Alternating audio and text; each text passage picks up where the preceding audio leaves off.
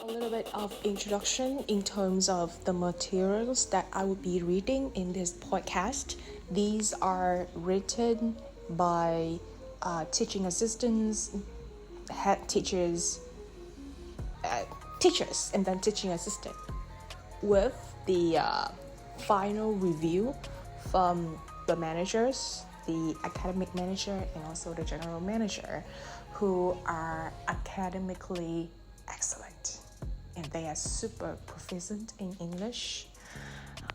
Okay, so shout out to all the staff, the employees, and everyone from Gemmy English, because the materials I'll be reading, they are all originally work of people from Gemmy English back in many years ago. So people keep this in mind before you have ChatGPT, you have Gemini, you have DeepSeek, you have every other AI out there helping you to brainstorm your speaking ideas or teaching you how to answer IELTS questions, IELTS speaking questions.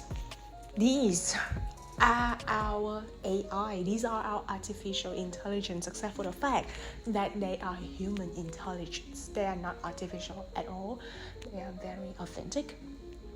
And I really want to take a moment to acknowledge the work that they had put in order to make these materials, because just like anything else, these are the foundation. Because like all other AI tools, they are the product of years of research and building and putting things together and programming those AI to have self-learning abilities. So these speaking handout, the final intention of the writers and also the managers of Gemmy English is that other students, when they were learning at Gemmy English, especially IELTS speaking skill, they could take the vocabulary or the structure or some of the ideas given in this handout and bring it to their test room. So these are for suggestion, but by reading these, they can have like a general idea of how they should structure, what kind of vocabulary they should use, or how they can expand their ideas.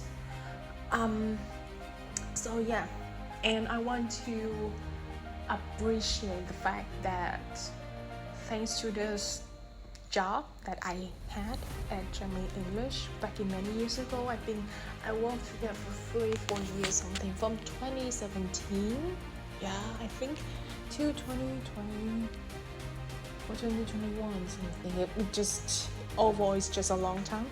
And there are weeks that I work back to back from Monday to Sunday, sometimes 6 or I think 5, 6 up to 7 sessions per week. I don't know, it's just a lot. And I hear these topics back to back, and I hear students talking, and also I really try to manage my time to read through the handouts and the question set in advance. Sometimes I didn't really given the opportunity to read these in advance because the class was like running on a tight schedule for everyone, and sometimes like the handouts are fresh. We went to work early and we were handed the handouts maybe 15 minutes in advance before the class was sectioned into smaller groups of 3 to 4, and a maximum was like 5 students per mini group, and I was one of the teaching assistants, so I was assigned in one of those groups, and I would be the one who listened to the students' answer and then give feedback. So it is fair to say that I've been listening to Vietnamese people producing IELTS speaking answers for a long time. I'm quite accustomed to the way that we sound, but there's one thing I had to admit, that our pronunciation and intonation had gotten so much better.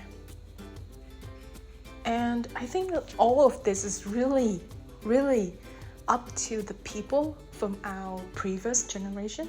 So because like they have built a foundation, so they influenced us with a more solid foundation. So the next generation will keep getting better and better.